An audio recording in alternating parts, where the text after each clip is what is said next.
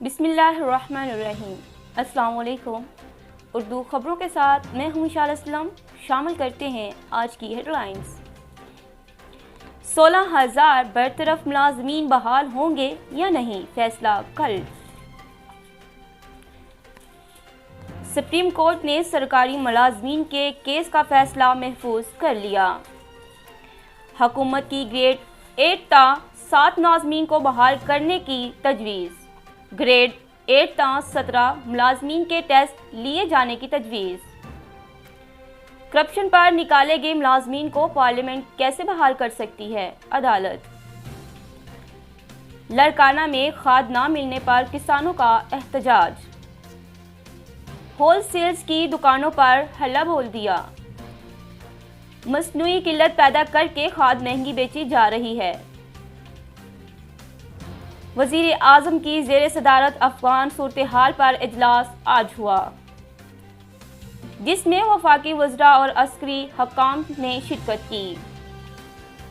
अफगानिस्तान में हालात बिगड़ रहे हैं, फौरी फैसले करना होंगे। शाह महमूद कुरैशी का यह भी कहना है, अफगानिस्तान का मुआशी इन्हदाम दिखाई दे रहा है।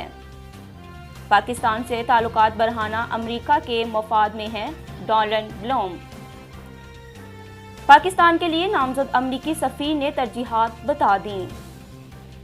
दहशतगर्दों के खिलाफ मिलकर काम करना होगा, डोनाल्ड ब्लूम। डोनाल्ड ब्लूम का यह भी कहना है, पाक भारत तनाव कम करने की कोशिश करूंगा। Money laundering case, Shahbaz family के खिलाफ गवाहों की फहरिस्त सामने आ गई। गवाहान के शनाख्ती कार्ड मनी लॉन्ड्रिंग अकाउंट के लिए इस्तेमाल हुए। तमाम गवाहान अदालत के रूबरू FIA के मौक़िफ़ की तायद करेंगे। साकिब निसार से मंसूब ऑडियो जाली निकली, अमरीकी कंपनी ने भांडा फोड़ दिया। ऑडियो में बोलने वाले की टोन में कई बार तब्दीली महसूस की गई। 45 सेकंड्स की ऑडियो में 25 सेकंड्स बाद आवाज़ में तब्दीली महसूस हुई। इसके साथ ही आज की खबरें इख्तिताम पजीर हुई। मज़ीद खबरें और अपडेट्स के लिए देखते रहें CID न्यूज़ नेटवर्क इस्लामाबाद।